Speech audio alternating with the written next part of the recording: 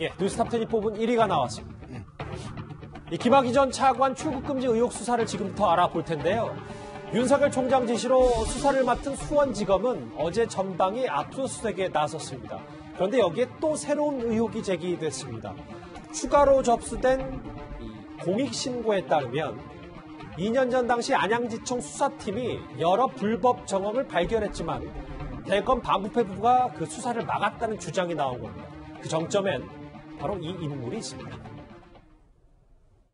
출입국 공무원 중 한 서기관에 대한 조사를 시작하자 법무부 검찰국 대검 반부패 강력부 등은 조사 이유 등을 보고하라며 수사팀 조사에 개입하였고 씁쓸한 것이 이런 어떤 수사를 가로막고 한 분, 이성윤 당시 대검 반부패부장이 현재 서울중앙지검장인데요. 바로 서울중앙지검이라는 요직에 발탁된 배경이 이런 것이 있습니다. 다시 말해서 문재인 정부가 지금 그토록 마르고 닳도록 외쳐왔던 검찰개혁은 입맛에 맞는 검찰 길들이기 또 검찰 수사를 마음껏 재단하는 것, 그것이었습니다. 새롭게 알려진 의혹 하나가 나왔습니다. 이현정 의원. 네. 복잡하게 얘기할 거 없이 2년 전에 안양지청이 수사 막 하려고 했더니 불법 정황 있네 했더니 그걸 이성윤 지검장, 당시 반부패부장이 막았다 이 얘기인 것 같은데요. 특히 이제 이성윤 중앙지검장은 문재인 정부 들어서 정말 검찰과 법무부의 요직을 다 거쳤습니다. 법무부 검찰국장을 했죠. 또 서울 대검의 반부패 강력부장을 했습니다. 이 반부패 강력부장이 사실상 예전에 대검 중수부장격입니다. 지금 현재는 서울중앙지검장을 하고 있지 않겠습니까?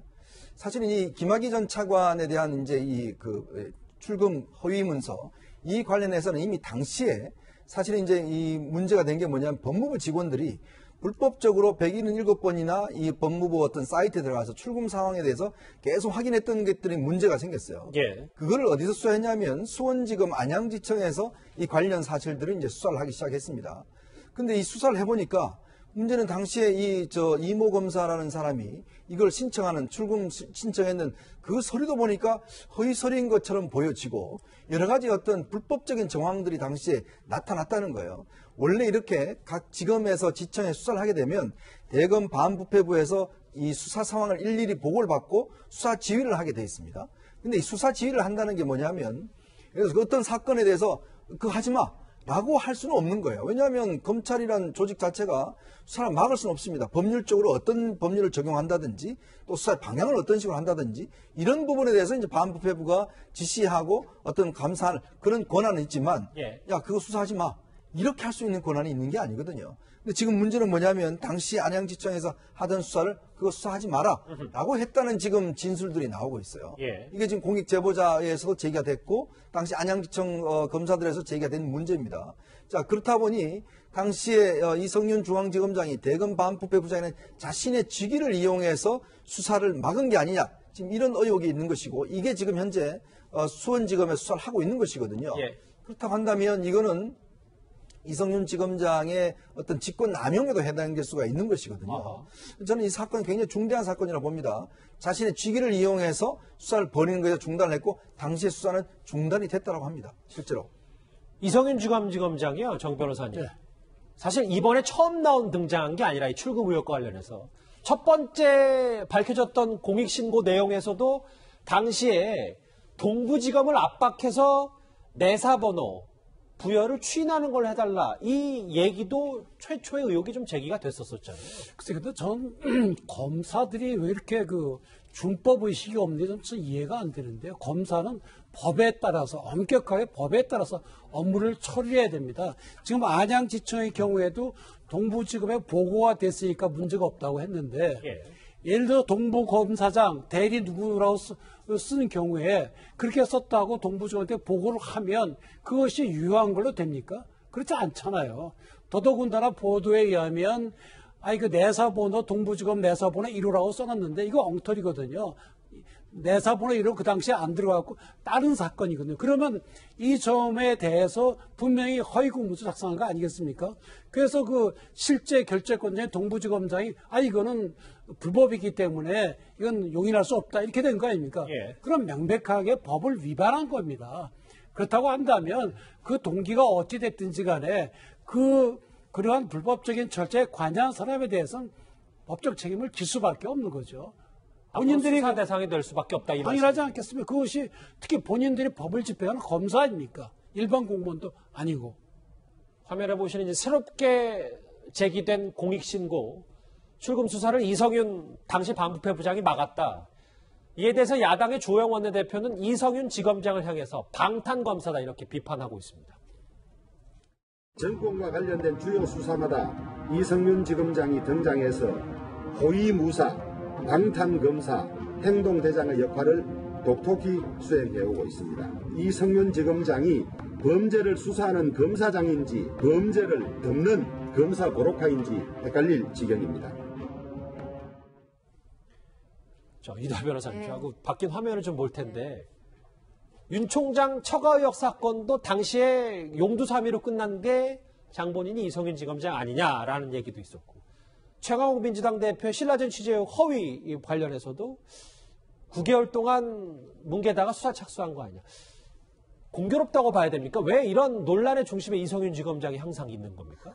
이성윤 중앙지검장이 아까 이 위원님께서 말씀해 주신 것처럼 이 정부 들어서서 검찰의 빅4 중에 빅3를 하니까 계속 요직에 있으니까 큰 사건에 대해서 이제 관련이 있을 수밖에 없겠죠. 근데 그렇다고 해서 이렇게까지 이제 말썽이 난 분은 처음인 것 같은데, 그러니까 이성윤 중앙지검장은 저희는 어떻게 생각했냐면 한 3, 4개월 전까지만 해도 검찰총장이 언제 될까? 그러니까 윤석열 총장이 그만두면 될까? 아니면 윤석열 총장을 중간에 나가게 하고 그 전에 될까? 그러니까 작년 한 9월, 10월 이때부터는 언제 9월, 10월부터 2020년 9, 10월부터 2021년 7월 사이에 언제 될까가 관심이었어요, 저희가. 예. 근데 이제는 공수처 수사 대상 몇 호일까? 이게 이제 관심인 거죠. 예, 그럴 수밖에 없어요. 지금 정태훈 변호사님도 말씀하신 것처럼 수사를 받을 수밖에 없는데 지금 이 김학의 전 차관 그 불법 출금과 관련해서도 수사 중지 외압 의혹이 있고, 그럼 이제 권력 직권 남용 문제가 생기고요. 예. 한동훈 검사장 수사 보고서도 계속 뭉개고 있다고 저 수사팀 전원이 가서 이의 제기를 했다는 거 아니에요. 수사팀이 어떤 생각을 했을까요? 이의 제기하면 결재해 줄 거라고 생각해서 올라갔을까요? 아니에요. 직권 남용으로 이 정확한 증거를 남기기 위해서 올라간 거예요, 자기들이. 그래도 안 해줬다. 수사팀 전원이 이의 제기를 했는데도 안 했다. 그럼 이건 직권 남용 직무유기다. 이렇게. 나는 분명히 얘기를 했는데 네. 위에서 받아들이지 않았다는 걸 기록에 남기기 위해서. 한두 명이 간 게 아니죠. 전부 다 갔다는 거 아니에요. 그러니까 그것도 문제되죠. 그리고 뭐 윤석열 총장 처가 의혹 사건, 최강욱 열린민주당 대표 사건, 조국 전 장관 그 기소할 때도 문제가 있었고, 나경원 전 대표 사건 때도 막 수사를 닥달했다 뭐 이런 얘기도 있고요. 그리고 옵티머스 수사와 관련해서 또 배당도 이상하게 하고 여러 가지 의혹이 있죠. 이 중에 의혹만으로 그칠지 아니면 직권 남용으로 가는 명확한 게 있을지, 저희가 지금 몇 개 언급한 거 이게 뭐는 직권 남용으로 갈 수밖에 없는 사건들도 있거든요. 그러니까 공수처 몇 호 대상일지가 이제 관심입니다. 최 교수님. 네. 앞에 세 분의 대략적인 얘기는 결국은 지금이야 본인이 서울중앙지검장 자리에서 할 수 있는 법의 테두리 안에서 여러 권한을 행사하는 거라고 하지만 나중에 이게 돌이켜봤을 때 직권남용이 될 수 있다. 그럼 정말 이성윤 지검장도 공수처의 수사 1호 대상이 될 수 있는 건지 뭐 이 부분도 좀 알아봐야 되는 건 아니에요? 일단 지금 나온 얘기들은 의혹이잖아요. 이게 예를 들면 정말 명확한 증거가 있어서 고소가 정식으로 들어왔거나 아니면 정말 명확한 증거가 있어서 정말 수사를 해야만 상황인지 아닌지는 아직은 우리는 모릅니다. 그러니까 예. 의혹은 여러 부분에서 나오고 있으니까 이 부분에서 검찰이 만약에 들여다보거나 아니면 의혹에 관련된 분들이 뭔가 증거를 가지고 수사를 요청했을 경우에는 가능해질 수 있겠죠. 그러니까 지금 상황에서는 뭐 윤 총장이든 이성윤 지검장이든 누가 예를 들어서 뭐 공수처 1호 수사대상이 될 거다 이런 얘기를 단정적으로 얘기할 수 있는 상황은 아니라고 보여주고요. 예. 이런 의혹들을 뒷받침할 수 있는 증거들이 어느 정도 있느냐 없느냐 이런 문제들이 확인돼야 된다. 그래서 지금 상황에서 누가 공수처 수사 1호가 될 거냐 그건 아무도 단정적으로 얘기할 수 있는 상황은 아니라고 봅니다. 뭐 이성윤 검사장이 뭐 공수처 1호가 되고 그러면 뭐 본인으로서는 굉장히 협박으로 느낄 수가 있는데 네. 제가 예전 검찰에 몸을 갖다서 한마디 충고를 드린다면 충고요? 예, 우리 옛날 총장님께서 내세우신 우리 뭐 과제 비슷한 것이 뭔가 하면 순리, 소신, 화합으로 정리가 되는데요. 이성윤 중앙검사장의 소신으로 나는 문재인 정권의 성공을 위해서 열심히 몸을 바치겠다. 좋아요. 그러나 지금 그 업무를 추진하면서 순리에 따라야 됩니다. 그것이 순리에 따르지 않고 무리하게 할 때는 꼭 문제가 생기고 본인이 공수처 수사 대상이 되냐 이런 말까지 나오는 거거든요. 이걸 좀 고치서 순리에 따라서 또 이 후배들과 부하 직원들이 화합할 수 있도록 그렇게 해 나가셔야지 혼자 저렇게 하시면 안 됩니다. 순리, 소신, 화합. 뭐 검찰 말고도 사실 직장 생활하면서 다 지켜야 될 여러 가지 것들인데요. 이현정 의원. 네. 그런데 이 공익신고로 접수된 여러 가지 건 중에 또 하나 새롭게 제기된 얘기가 나왔는데요. 바뀔 다음 화면을 좀 보겠습니다. 여기 보면 법무부 직원도 경고를 했다. 검찰도 다친다. 그러니까 이 출국금지 과정에서 공무원이 잘못한 게 뭐냐. 검찰 부탁받고 해준 것인데 이걸 수사하면 검찰도 다친다. 뭐 이런 얘기까지 나왔다고 하더라고요. 참 이 공익신고한 분이 제가 누군지는 모르겠지만 굉장히 자세하게 상황에 대해서 이제 이 공익 제보를 한 걸 보면 사실 여러 가지 어떤 이유가 있는 것 같습니다. 왜냐하면 이 사건을 검찰이 할 경우에 또 여러 가지 논란이 될 수가 있고 경찰이 할 수도 없고 이제 그러니까 이제 공익신고라는 형태로 국민권익위원회가 이제 한 것인데요. 예. 근데 그 내용을 보면 참 기가 막힌 게 이게 지금 안양지청 검사들이 이제 이 사건을 수사를 했지 않습니까?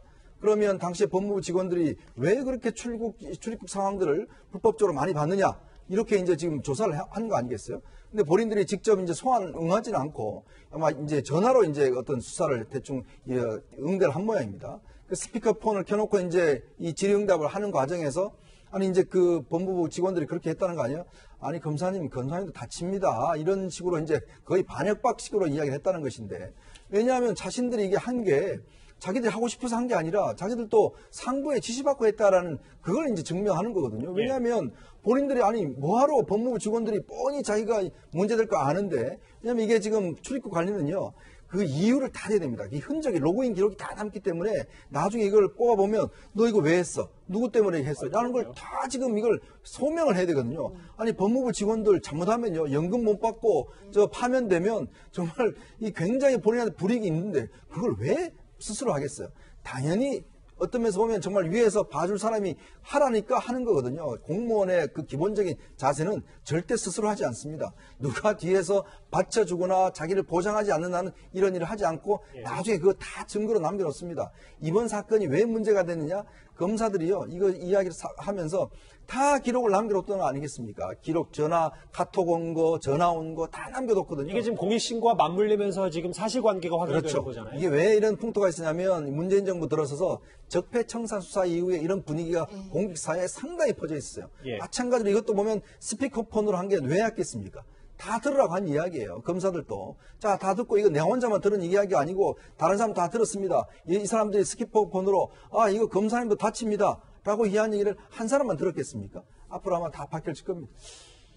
이번 김학의 전 차관의 출금 의혹 수사의 계기가 된 이 공익신고에 따르면 박상기 전 장관의 수사 역시 불가피해 보인다는 게 대체적인 시각입니다. 박상기 전 장관의 목소리 한번 들어볼까요?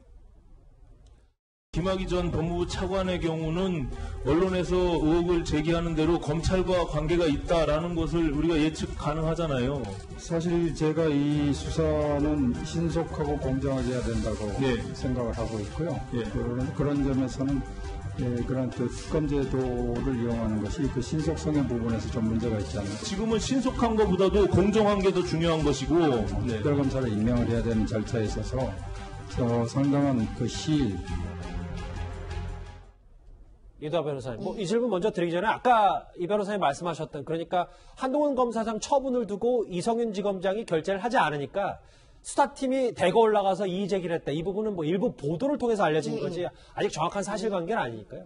그 부분 한번 짚고 원래 제 질문 갈게요. 여기 보면 김학의 전 차관의 출금 의혹에 이번에는 더 윗선까지 가서 박상기 전 장관도 자유로울 수 없다. 일부 보도가 나왔거든요. 이거 어떻게 받아들이면 되겠습니까? 지금 말씀하신 것처럼 이 공익신고서가 이제 언론에서도 전문을 입수하기도 하고, 그다음에 공익신고자가 익명으로 인터뷰에 응하기도 했더라고요. 그러면서 이제 여러 가지 자세한 얘기가 나오기 시작하는데 그 피신고인의 가장 윗부분에는 박상기 전 법무부 장관이 있고 공익신고자의 인터뷰 내용에 의하면 박상기 당시 법무부 장관이 이 민간인 사찰을 지시했다고 하는 거죠. 거죠. 이제 긴급 불법 출금과 관련해서 사실을 다 알고 있었다 이렇게 주장을 하고 있어요. 그래서 이 부분 수사를 하면 밝혀지겠지만 차규근 본부장 이 사람도 출입국 본부장이니까 압수수색의 대상자였죠. 그렇죠. 그리고 휴대폰까지 압수수색이 됐대요. 근데 이 차규근 본부장도 오늘도 언론하고 인터뷰를 한 게 내용이 나왔는데 거기에 보면 그 말이 나와요. 박상기 장관, 김호수 차관, 또 뭐 윤대진 국장 그리고 자기 이렇게 들어가서 이 회의를 했다는 거, 이 출금에 대해서. 윗선 다 알고 있었다. 네, 그러니까 그리고 뭐 거기에 대해서 여러 가지 설명을 해요. 담당 검사가 이제 법리 검토를 하고 보고서를 올렸고 뭐 이런 얘기를 하지만 박상기 전 장관이 이 내용에 대해서 일정 부분은 알고 있었다는 거는 차규근 본부장의 얘기에 의해서도 확인은 되는 거예요. 얼마나 관여를 했는지, 뭐 불법적인 일에 관여했는지는 살펴봐야 되겠지만, 그러니까 이런 부분은, 그리고 이뿐만 아니라 지금 이모 검사라고 해야 되죠. 이모 검사가 자택까지 압수수색을 받았죠. 허위 공문서 작성한 사람. 맞아요. 근데 이 사람이 저희가 좀 유심히 봐야 될 게 인사가 지금 공정위에 파견돼 있어서 정부 세종종합청사 그 공정위까지 압수수색이 됐죠. 자택도 예, 압수수색이 되고. 근데 이 검사의 인사를 보면 메시지가 있어요. 이 검사가 이거 긴급 불법 출금 이거 허위 공문서 작성하고 나서 어떻게 됐습니까? 해외 연수 갔죠. 예. 그 다음에 와서 공정거래위원회 파견을 가요. 그거는 검사들 중에서 제일 좋은 코스예요. 그러니까 이게 누가 도와주지 않으면 그런 코스를 그 연수를 갔다 와서 바로 공정위 같은데 파견을 갈 수가 없어요. 그러니까 이도하 변호사님 시각은 이 일을 잘 마무리하고 나서 요직으로 요직으로 계속 갔다는 거. 그럼 인사 담당자가 왜 이모 검사에 대해서 계속 그렇게 요직으로 했을까? 이런 부분을 의혹을 가질 수밖에 없고요. 그러니까 윗선에서 이런 부분을 알고 있고 이 부분이 관련된 거 아니냐라는 의혹 제기는 당연하고, 그리고 이 검사가 대검 그 과거사 진상조사단에 파견된 거는 또 이제 주로 법무부나 대검 얘기를 들어보면 자기들이 데리고 간 게 아니라 청와대에서 뭐 얘기가 있다. 이런 일부 언론 보도가 있어요. 청와대 모 비서관이 넣어줬다. 그러니까 그런 쪽으로까지 알겠습니다. 연결됐는지 다 확인을 해봐야죠. 알겠습니다. 근데 지금 이 논란이 좀 커지는 이유가요. 그동안 최근 침묵을 지켰던 추미애 장관이 오늘 본인 SNS에 관련해서 불편한 심경을 드러냈습니다. 당시 조치에는 문제가 없었다는 걸 다시 강조한 건데요. 추 장관의 관련 목소리 들어보겠습니다. 검찰은 자성을 해야 됩니다. 이미 이루어진 판결, 김학의 사건, 이명박 전 대통령에 대한 사법부의 단죄 이런 걸 보더라도 검찰은 현재의 검찰을 지휘하고 있는 지휘부는 대국민 사과를 해야 되는 겁니다. 그냥 넘어갈 수는 없는 겁니다. 스스로 사과하지 않으면 사과하게 만들겠습니다. 사과 없이 개혁은 없습니다. 이현정 의원님, 추 장관 가만히 있지 않았습니다. 네. 이 보면 내용을 좀 읽어볼게요. 이번 관련해서. 실질적으로 사후적 범죄 피의자를 위해 시나리오를 재구성하고 법무부 압수수색하는 건 누구의 공익을 위함입니까? 추 장관의 이런 얘기를 했습니다. 제가 참 추미애 장관의 이런 비논리적인 이야기를 매번 이렇게 반박하려니까 저도 참 힘듭니다, 솔직히. 근데 참 저는 추미애 장관이 한 저 이야기가 보면 1차적으로 보면요. 이 사건은 검찰이 먼저 자성을 해야 된다. 검찰 잘못 해놓고 나중에 지금 자기들이 어떤 면에서 보면 책임을 떠넘기려 하고 있다. 이렇게 시각을 하고 있는데요. 자, 이 사건은요. 대검 진상조사위, 법무부 진상조사위, 즉 문재인 대통령 지시로 해서 진상조사위가 구성이 됐습니다. 네. 거기서 김학의 장관 사건에 대해서 다 리뷰를 했어요. 당시에 이 진상조사에 참여했던 박준영 변호사라고 있습니다. 아시겠지만 재심 전문 변호사가 있죠. 자, 그분이 처음 어떤 이야기를 하냐면 자기도 처음에 갈 때는 정말 김학의라는 사람이 나쁜 사람이라서 이걸 해야겠다 들어가 봤더니 그 수사 내용을 보니까 자기도 상당히 생각했던 것과 다른 내용들이 많더라라는 이야기를 한 거 있어요. 일단 그 논의는 차후로 하더라도 이 사건과 그 다음에 지금 현재 불법적으로 이 출국 그 금지서를 허위 출금 서류를 만들어서 사건하고는 전혀 별개의 사건입니다. 그리고 또 실질적 사후적 범죄 피해자를 위해서 했다는 것인데 아니 세상에 어느 법논리가요. 나중에 보니까 결국 이 사람이 나쁜 사람이니까 그 전에 했던 모든 불법적인 과정은 다 이거 문제가 안 돼. 이 논리 아닙니까? 아하, 그러니까 사후적 범죄 피의자라는 게 지금 와서 보니까 피의자였다. 그러니까 사후 범죄 피의자가 맞다. 뭐 이런 논리인 거죠. 지금 왜냐하면 그 김학의 전 차관이 뇌물죄로 해서 2년 6개월을 실형을 선고받았거든요. 근데 이 사건과 성범죄 사건과 이거 전혀 다른 별개의 사건으로 지금 2년 6개월 실형을 선고받고 지금 현재 성을 살고 있습니다. 자, 그러니까 이 사람이 형을 이렇게 살았으니 그 전에 벌어졌던 모든 어떤 것들은 이거는 이미 이 사람이 핵 피해자이기 때문에 앞에 있는 전 과정은 부차적인 문제다. 별로 문제될 게 없다. 이런 지금 법 논리를 지금 하고 있는데 저는 제가 법조인 아니라서 모르겠지만 제가 들어본 이런 법 논리는 없는 것 같습니다. 왜냐하면요. 아무리 나쁜 사람이라도 어떤 면에서 보면 그 합법적인 절차를 받을 수 있는 권리가 있습니다. 그런데 어떤 면에서 보면 원래 나쁜 사람이었으니까 그 전에 모든 과정은 다 문제가 안 돼? 이런 이야기를 하시는데 판사 출신이시잖아요. 그럼 이 세상에 어떤 면에서 보면 잡아놓고 다 해놔놓고 그 전 과정은 다 문제가 없다. 이런 논리로 하자면 이거야말로 독재 정권이 하는 그런 법 논리 아니겠습니까? 저는 정말 이런 법 논리 납득이 안 되는 논리입니다.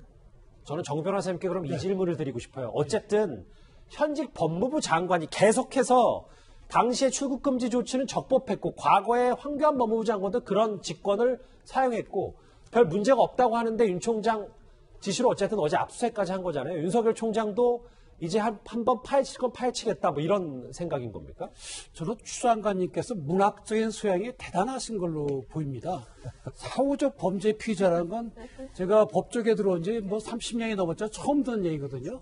그러면 사실은 전 국민이 죽을 때까지 범죄를 한 번도 안 저지르는 사람은 사후적 범죄 피의자가 아니고 한 건도 저지르면 사후적 범죄 피의자죠.